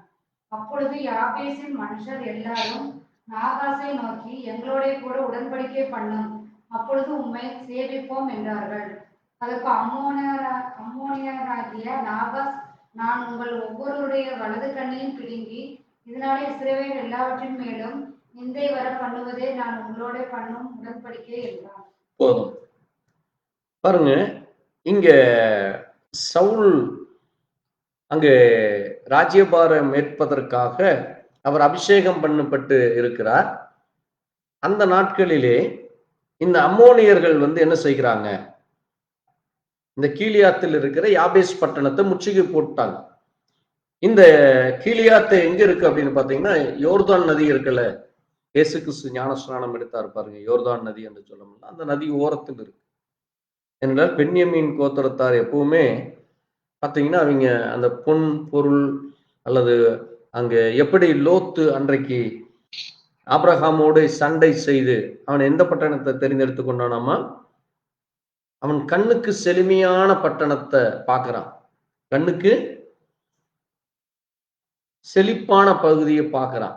செழிப்பான பகுதியை பார்த்து அங்க போய் அங்க தங்குறான். அந்த செழிப்பான பகுதியில தான் என்ன இருந்தது, அசுத்தம் அருவருப்பு இருந்தது.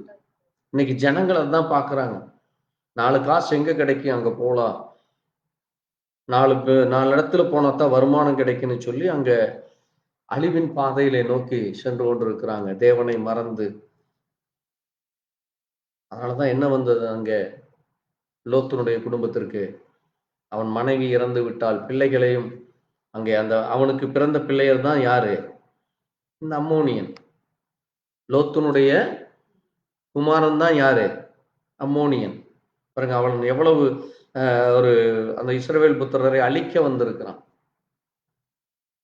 அந்த சந்ததி பாருங்க, அதே அக்கிரமம், அதே அந்த துர்சிந்தனையோட, அதே அருவருப்பான காரியங்களை செய்து கொண்டு வருகிற அதே ஜனங்கள். அந்த ஸ்பிரிட் அப்படியே அடுத்தது ஒருத்தருக்கும் பிறகு ஒருத்தருக்குள்ள அந்த ஸ்பிரிட் வந்துட்டே இருக்கு பாரு. அதனாலதான் நம்ம தேவனுடைய ஆவியினாலே நடத்தப்பட வேண்டும். ஆமென். நீங்க தேவனுடைய பிள்ளையா இருந்தா, தேவன் உங்களுக்குள் இருக்கும் பொழுது மட்டும்தான் உங்களுக்கு நல்ல யோசனைகள், நல்ல சிந்தனைகள், ஒரு பரிசுத்தம் தேவனுக்கு பிரியமானதாக இருக்கும். உங்கள் பிள்ளைகளும் அதே தேவனுடைய ஆவியில வழி நடத்தப்படுவார்கள்.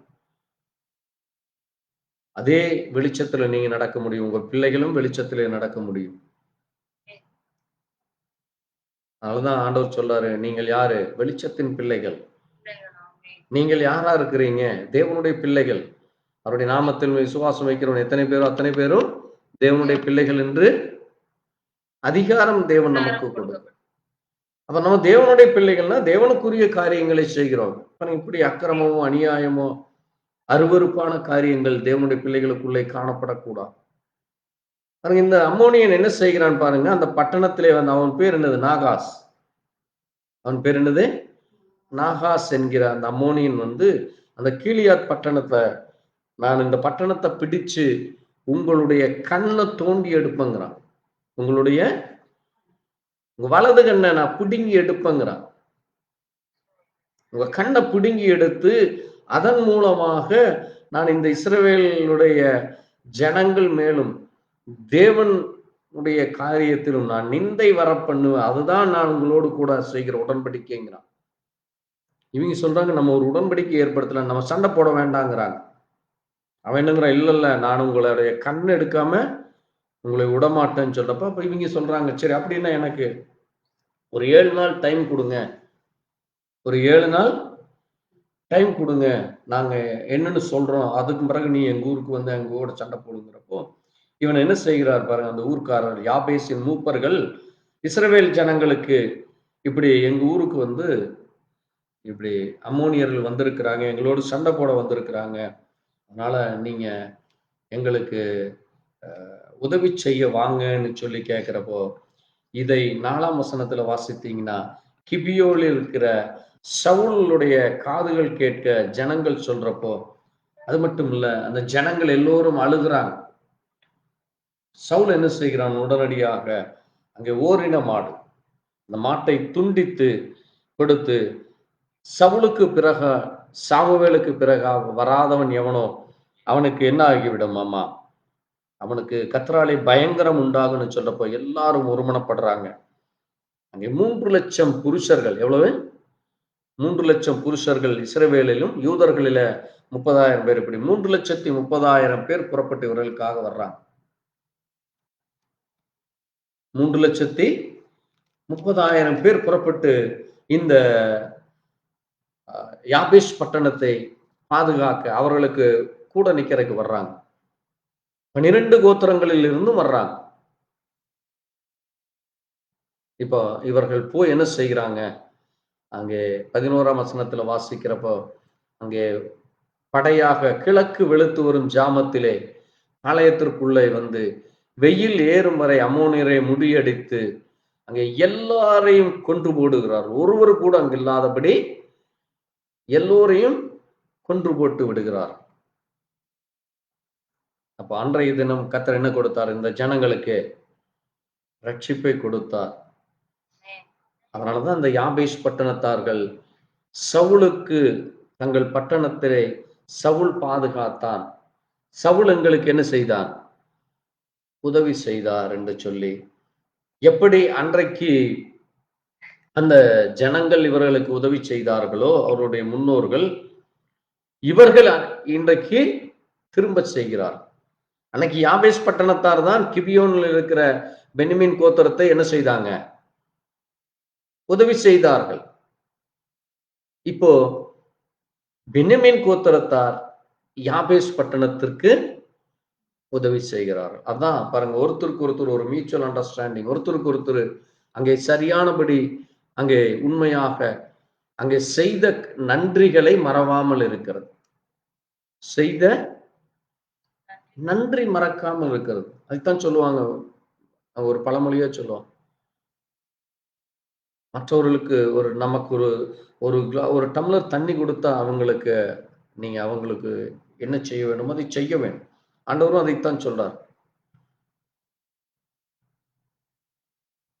என் நாமத்து நிமித்தம் நீங்கள் ஒரு சிறு துளி வெள்ளம் கொடுத்தா கூட அதற்கு நான் உங்களுக்கு என்ன செய்வேன்? அதனுடைய பலனை அனுபவிக்காமல் நீங்க போக மாட்டீங்கன்னு சொல்றார். அப்ப தேவனுடைய பிள்ளைகள் அந்த நன்றி உணர்வோடு இருக்க வேண்டும். அந்த நன்றி உணர்வு சவுலுக்குள் இருந்தது. அதே போல இந்த யாபேஷ் பட்டணத்திற்குள்ளும் அந்த நன்றி உணர்வு இருந்தது. அதனாலதான் இங்கே அங்கே சாமுவேல் மரித்த பிறகு அங்கே சவுலும் மரித்து போகிறார். இது நடக்கிறது 40 ஆண்டுகளுக்கு பிறகு நடக்கிறது. ஏன்னா சாமுவேல் அங்கே பாத்தீங்கன்னா அதற்கு பிறகுதான் அங்கே 12ஆம் அதிகாரத்துல பாத்தீங்கன்னா அங்கேதான் மறுபடியும் அங்கே இஸ்ரவேலர் எல்லோரையும் அனுப்பி அங்கே ராஜ்யபாரத்தை ஏற்படுத்துகிறார். நீங்க வாசிங்க,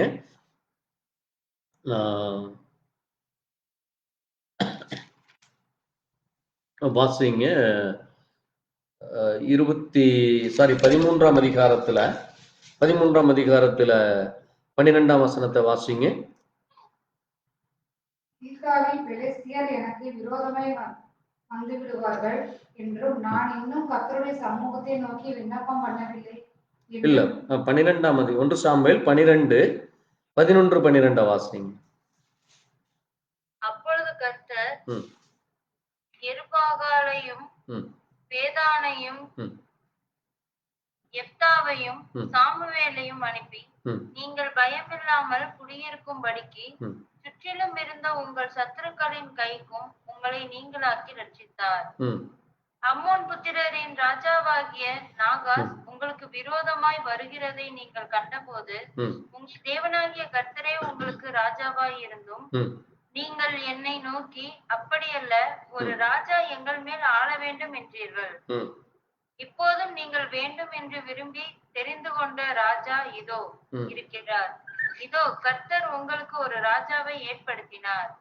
பாருங்க, இப்போ அதற்கு பிறகுதான் என்னது, இவர்கள் இந்த போர் செய்தி எல்லாம் முடிச்ச பிறகுதான் அங்கே நீங்க 9ஆம் வசனத்துல வாசித்தீங்கன்னா, அவர்கள் தங்கள் தேவனாகிய கர்த்தரை மறந்து போகிற பொழுது, இஸ்ரவேல் ஜனங்கள் எப்பொழுதெல்லாம் தேவனாகிய கர்த்தரை மறந்து போகிறார்களோ, நம்மளும் இன்னைக்கு அதுதான் சொல்லுவோம், ஐயா மறந்துட்டாங்க ஐயா, ஐயா நீங்க இதை சொன்னீங்க ஐயா, மறந்துட்டாங்க ஐயா. ஞாபகம் மறதி, தேவன் செய்த நன்மைகளை மறந்து மறந்து போகிறது. அது ஒரு சந்ததிக்கு அது ஒரு சாபமாவே மாறி விடுகிறது. நம்ம அப்படிப்பட்ட பிள்ளைகளாக இருக்கக்கூடாது. அதனாலதான் தாவீது ஒவ்வொரு நாளும் சொல்லுவான், அந்தி சந்தி மத்தியான வேளையிலும் நான் உம்மை தியானிப்பேன், உம்மை நினைப்பேன், உம்மை பேசுவேன், உம்மை ஸ்தோத்திரிப்பேன், உம்மை துதிப்பேன். அங்கே தேவனை மறக்கிறவர்களாக அல்ல. எப்பொழுதெல்லாம் தேவனை அவர்கள் மறந்து போகிறார்களோ பாருங்க, அங்க என்ன செய்யப்படுதாம், அவர்கள் அவரை ஆத்சூரின் ஜனாதிபதியா சிசேராவின் கையிலும், பிலிஸ்தியர் கையிலும், மோவாபியன் கையிலும் விற்று போட்டார். அவர்கள் இவர்களுக்கு விரோதமாக யுத்தம் பண்ணினார். அது மட்டுமல்ல, 10ஆம் வசனத்துல அங்க அவர்கள் பாகோலையும் அசுரோத்தை சேவித்ததினாலே பாவம் செய்தோம். அந்த பேலியாளின் பிள்ளைகளோடு சேர்ந்து அவர்களோடு சேர்ந்து அங்கே உலக வழிபாடுகளை செய்கிறது. அதனாலதான் மறதி வந்துடுது. எப்பொழுது தேவனை நீங்க மறக்கிறீர்கள் என்றால் மற்றவர்களோடு சேர்ந்து அவர்களுக்கு பிரியமாக நடக்கிற பொழுது உங்களுக்கு எல்லா மறதியும் வந்துவிடும். அது இன்றைக்கு நம்ம கவனிக்கிறோம், அநேகருடைய ஜீவியத்திலே பார்க்கிறோம். நண்பன் சொன்னான், அவர் சொன்னார், இவர் சொன்னார், இவர் அப்படி, அவர் அப்படின்னு சொல்லி. அப்போ ஒரு மனிதனுக்கு ஞாபக மறதி எப்படி வருதுன்னா, தேவனை மறந்து, முதலாவது தேவனை நீங்க மறக்கிறீங்க. உங்களை படைத்தவரை, உங்கள் தாய் தகப்பனை மறக்கக்கூடாதுன்னு ஆண்டவர் சொன்னார்ல, அதே மாதிரி தான் நீங்க தேவனை மறக்கிறப்ப எல்லாம் மறந்து போகுது. தாய் தகப்பனையும் மறந்து போயிடறாங்க. அதனாலதான் இன்றைக்கு அநேக அங்கே தாய் தகப்பன் சொல்ல கேட்காம அவங்க சௌரியத்துக்கு ஜீவித்து கொண்டிருக்கிறாங்க. அதனால அந்த பிள்ளைகளும் தெரிகட்டு போய் அந்த குடும்பத்துல எந்த ஆசீர்வாதம் இல்லாமல் போகிறது.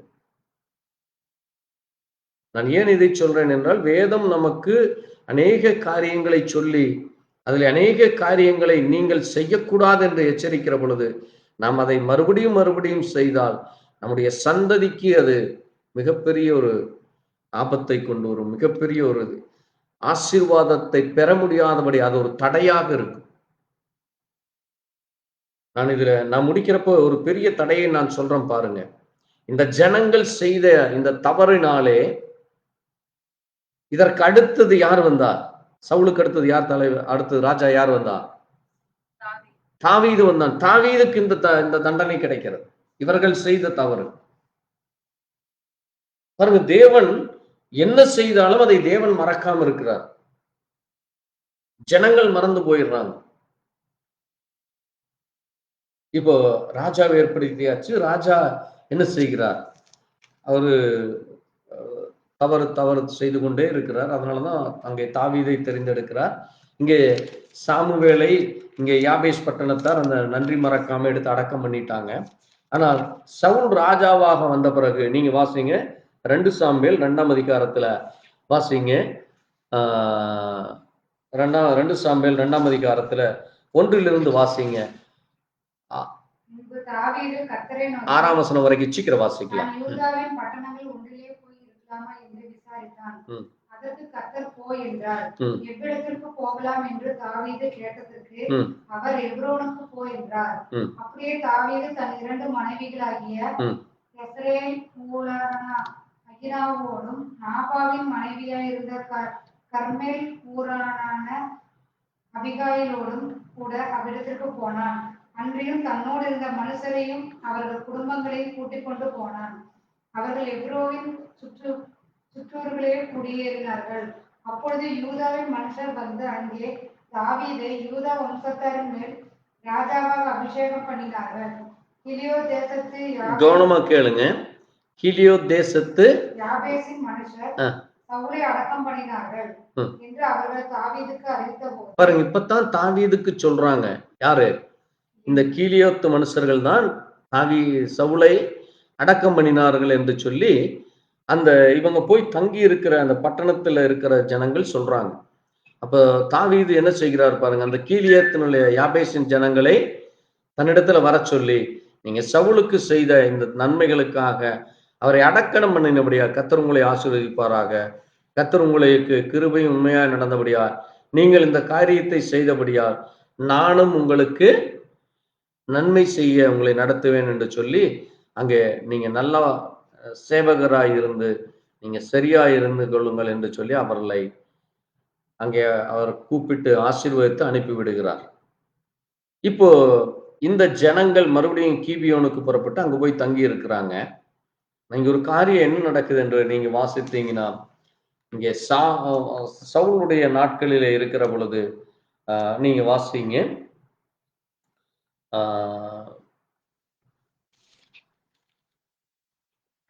சவுலுடைய நாட்களிலே 24 இதே அதிகாரத்துல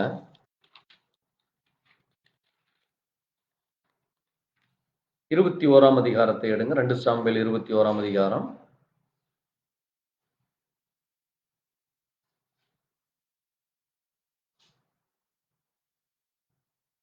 வாசிங்க 1ஆம் 2ஆம் வசனத்தை. தாவீதின் நாட்களில் 3 வருஷம் ஓயாத பஞ்சம் உண்டாயிருந்தது. அப்பொழுது தாவீது கர்த்தருடைய சமூகத்தில் விசாரித்தான். கர்த்தர் கிபியோனை கொன்று போட்ட சவுலுக்காகவும் இரத்த பிரியரான அவன் வீட்டாருக்காகவும் இது உண்டாயிற்று என்றான். அப்பொழுது ராஜா கிபியோனரை அழைப்பித்தான். கிபியோனரை இஸ்ரவேல் புத்திரராயிராமல் எமோரியரில் மீதியா இருந்தவர்கள். அவருக்கு இஸ்ரவேல் புத்திரர் ஆணையிட்டு இருந்தும் சவுல் இஸ்ரவேல் புத்திரருக்காகவும் யூதருக்காகவும் காண்பித்த வைராக்கியபக்தியினால் அவர்களை வெட்ட வகை தேடினான். போதும். இங்க நீங்க பாருங்க, தேவன் என்ன செய்தார்? அன்னைக்கு எமோரியர்களை அழித்து போடு, அம்மோனியர்களை அழித்து போடு என்று சொல்றப்போ சவுல் என்ன செய்கிறாராமா? இஸ்ரவேல் புத்திரருக்காகவும் யூத புத்திரருக்காக அவர்களை என்ன செய்யலையாமா? கொன்று போடாமல் வைத்திருக்கிறார். நம்ம அதைத்தான் நம்ம அமலேக்கியரை குறித்து பார்க்கிறப்ப அமலேக்கியர் ராஜாகிட்டே அதைத்தான் சவுல் செய்தான். ஜனங்களை கொன்று போட்டு நல்லதை எடுத்து வச்சு ராஜாவை கொன்று போடல. ஆண்டவர் சொன்னது, நீ அந்த ராஜாவை முதல்ல கொள்ளு. ஏன்னா ராஜா தான் என்ன செய்கிறான்? ஜனங்கள் மேல் படையெடுத்து வர்றதுக்கு ஜனங்களை கூட்டி கொண்டு வர்றான். இப்போ இங்க தாவீதின் நாட்கள்ல பஞ்சம் உண்டாகுது. ஏன் இந்த பஞ்சம் என்று சொல்லப்போ அங்கே சவுல் என்ன செய்யல? கிபியோனியரை கொன்று போடல. அந்த கிபியோனியர் யார் என்றால் அங்கே எமோரியர்ல மீதியா இருந்தவன். எமோரியரில் அவர்கள் தான் யாரு? பேலியாளின் பிள்ளைகள். இவர்கள் தான் அந்த ஜனங்களுக்குள்ளாக இருந்து ஜனங்களை தவறான வழியில, எப்படி நம்ம ஊர்ல சொல்லுவோம்ல, இந்த கள்ளச்சாராயம் விற்கிறது, திருடுறது, கொள்ளையடிக்கிறது, அக்கிரமம் செய்கிறது, ஏதாவது ஒரு தொல்லை கொடுத்து கொண்டே இருப்பாங்க ஜனங்களை. அதுக்குன்னே ஒரு 10 பேர், 20 பேர், 50 பேர், 100 பேர், 1000 பேர் ஒவ்வொரு பட்டணத்திலையும் இருப்பாங்க. இப்படி ஜனங்களை எந்த நேரம் உபத்திரவப்படுத்தி கொண்டே இருப்பாங்க. அப்படிப்பட்டதுதான் எங்குது இந்த எமோரியர்கள். அன்றைக்கு அப்படித்தான் இருந்தாங்க. அப்போ அங்கே தாவீது கிபியோனரை பார்த்து நான் என்ன செய்யணும் என்று சொல்றப்போ இங்க நீங்க வாசித்தீங்கன்னா சவுல் ஊராகிய கிபியோன் நாங்கள் அவரை வாசிங்க 6ஆம் வசனம். அவன் குமாரரில் 7 பேர் கர்த்தர் தெரிந்து கொண்ட சவுலின் ஊராகிய கிபியாவிலே நாங்கள் அவர்களை கர்த்தருக்கென்று தூக்கி போட எங்களுக்கு ஒப்பு கொடுக்கப்பட வேண்டும் என்றார்கள். நான் அவர்களை ஒப்பு கொடுப்பேன் என்று ராஜா சொன்னான். பாருங்க, இந்த கிபியோல இருக்கிற சவுல் குடும்பத்தார நாங்க கொன்று போடணும்னு சொல்றாங்க. சவுல் குடும்பத்துல பிறந்த பிள்ளைகள், பேரப்பிள்ளைகள், பேரப்பிள்ளைகளுடைய பிள்ளைகளை நாங்கள் கொண்டு போடணும் இந்த கிபியோனியர் கேட்கிறாங்க. ஏன்னா அங்க கிபியோனியர்ல அநேகரை கொண்டு போடல, அந்த எமோரியர்ல கொண்டு போடல. அதனால நாங்க என்ன செய்ய வேண்டும்? சவுல் அதை செய்யாதனால சவுல் குடும்பத்தில் இருக்கிறவங்கள நாங்க கொள்ள வேண்டும் கேட்கிறப்போ அதுக்கு பிறகு நீங்க வாசித்தீங்கன்னா தாவீது என்ன செய்கிறான்னு பாருங்க. அவனுடைய மனைவியாக வந்தால்ல யாரு? தாவீதனுடைய மனைவியா வந்தது யாரு? சவுலுடைய மகள். அவள் பேர் என்னது? மீகாள். நீங்க வாசிங்க 8ஆம் வசனத்தை வாசிங்க, 7 வாசிங்க. ஆனாலும் தாவீதும் சவுலின் குமாரனாகிய யோனாத்தானும் கர்த்தரை கொண்டு இட்ட ஆணையின் நிமித்தம் ராஜா சவுலின் குமாரனாகிய யோனாத்தானின் மகன் மேவிபோசேத்தை தப்பவிட்டு ஆயாவின் குமாரத்தியாகிய பாருங்க, அங்க யோனத்தானின் குமாரனாகிய மேவிபோசத்தை மட்டும் தப்ப விடுகிறான். ஏனென்றால் யோனத்தானும் தாவீதும் ஒரு நல்ல நண்பர்கள். தன்னுடைய நண்பனுடைய மகனை தப்ப விட்டு அங்கே ரிஸ்பால் என்பவள் சவுலுடைய மனைவியுடைய பிள்ளைகள். அங்க 2 பிள்ளைகள் இருக்கிறாங்க, அர்மோனி, மேவிபாஸ். சரிங்களா? அடுத்தது சவுலின் குமாரத்தியாக மீகாள்.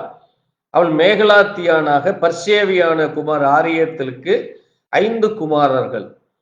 இவர்களை பிடித்து இப்படி மொத்தம் 7 பேத்தை பிடித்து அங்கே கீபியோனு கையில கொடுக்குறாங்க. அந்த கீபியோனு அவர்களை வெட்டி கொன்று போடுறான்.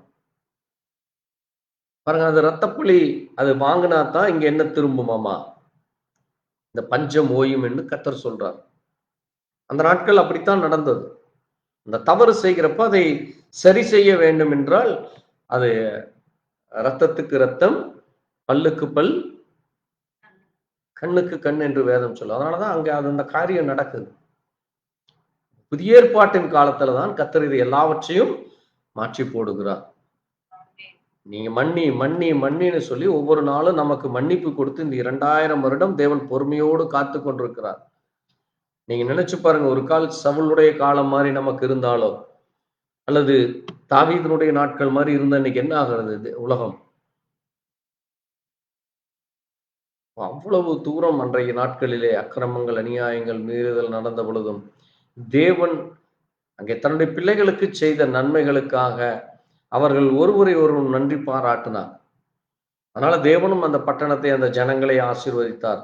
அதைத்தான் இந்த கிபியோல் இருக்கிற யாபேஸ் பட்டணத்தை சேர்ந்த அந்த ஜனங்களுக்கு ஒரு பெரிய காரியத்தை தேவன் செய்தார் சவுல் மூலமாக.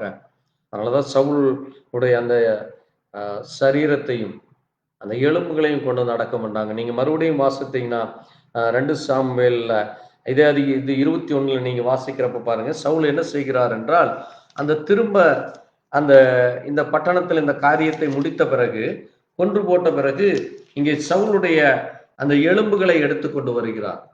நான் இதான் சொன்ன போன வாரம், ஒரு மனிதன் மரித்த பிறகு அங்கே 7 விதமான இடத்துல அடக்கம் பண்ணப்படுகிறார். ஒன்று தங்களுடைய முன்னோர்களோடு, பிதாக்களோடு, இன்னொன்று கிறிஸ்துவோடு, பரிசுத்தவான்களோடு, இப்படி மொத்தம் 7 காரியம் சொன்னேன். நீங்க ஞாபகம் இருக்குன்னு நினைக்கிறேன். பாருங்க, இங்க தாவீது என்ன செய்கிறான் என்றால், நீங்க வாசிங்க 21ஆம் அதிகாரத்துல 2 சாமுவேல் 21ஆம் அதிகாரத்துல தாவீது அந்த பட்டணத்தாரை மறுபடியும் வாசிக்கிறப்போ சீக்கிரம் எடுத்து வாசிங்க. சவுலின் எலும்புகளையும் அவன் குமாரனாகிய யோனத்தானின் எலும்புகளையும் பென்யமீன் தேசத்து சேலா ஊரில் இருக்கிற அவன் தகப்பனாகிய கீசின் கல்லறையில் அடக்கம் பண்ணி வைத்தான். ராஜா கட்டளையிட்டபடி எல்லாம் செய்தார்கள். அதற்கு பின்பு தேவன் தேசத்திற்காக செய்யப்பட்ட வேண்டுதலை கேட்டருளினார். பாருங்க, இந்த காரியம் நடந்த பிறகுதான் அந்த தேசத்திற்கு என்ன கிடைக்குதாமா? அந்த தேசத்திற்கு நன்மை கிடைக்கிறது, ஆசீர்வாதம் கிடைக்கிறது. ஏனென்றால் அந்த தாவீதுனுடைய சவுளுடைய அந்த எலும்புகளும், அங்கே சவுளுடைய மகனுடைய எலும்புகளும் இன்னொரு இடத்தில் இருக்கு. அங்கே சவுளுடைய அந்த தகப்பனுடைய இடத்துக்கு கொண்டு வர வேண்டும். அது ஒரு தடையாக இருக்கிறது. தேவன் செய்கிற எல்லாமே அது மிக அருமையாக, மிக அற்புதமாக இருக்கும். அது ஒரு காரியத்திற்காக அதை செய்கிறார். அதனாலதான் நம்மளும் தேவனுக்காக உண்மையாக, தேவனுக்காக பிரியமாய் பரிசுத்தமாய் நடக்கிற பொழுது நம்முடைய சந்ததியும் தேவன் ஆசீர்வதிக்கிறார். அவருடைய கிருபை 1000 தலைமுறைக்கு இருக்கிறது. ஆமென். ஒரு சந்ததி தவறு செய்யும் பொழுது அது 4 சந்ததிக்கு சாபமாக மாறுகிறது. ஒரு சந்ததி தவறு செய்து அங்கே தேவனுக்கு விரோதமான காரியங்களை செய்கிற பொழுது அதற்கு பிறகு வருகிற 4 சந்ததிகளும் அது தவறான முறையில போவதால் தான் நம்ம தேவன் நம்மை மிகவும் எச்சரிக்கிறார். நீ சரியாயிரு, உன் பிள்ளைகளை சரியாய் கவனித்து சரியான வழியில நடத்து. அப்படி விட்டு விட்டால் அந்த சந்ததியே என்ன ஆகி விடுமாமா? தேவனை மறந்தவர்களாக, அங்கே தேவனுக்கு பிரியமில்லாத செய்து அங்கே சாபத்தின் பிள்ளைகளாய் மாறிவிடுவார்கள் என்று வேதம் நமக்கு பழைய ஏற்பாட்டில் எச்சரிக்கிறது. அப்ப இன்னைக்கும் அதே காரியம் தான். இன்னைக்கு அநேக இடங்கள்ல நீங்க ஏன் சரியா இல்லை, அங்கே ஊழியருடைய மகன் அல்லது அந்த காரியம் செய்தவர், இவர் இப்படி செய்தவர், அப்படி செய்தவர் சொல்ற. ஆனா அந்த சந்ததி மறுபடியும் கவனித்து பார்த்தீர்கள், அந்த சந்ததி சொல்வதற்கு ஆளே இருக்க மாட்டாங்க. அப்ப அது நம்ம மிக எச்சரிக்கையாக இருக்க வேண்டும், கவனமாக இருக்க வேண்டும். தேவனுக்கு உண்மையாக இருக்கும் பொழுது தேவன் எல்லா ஆசீர்வாதங்களையும் நமக்கு கொண்டு வந்து தருகிறார்.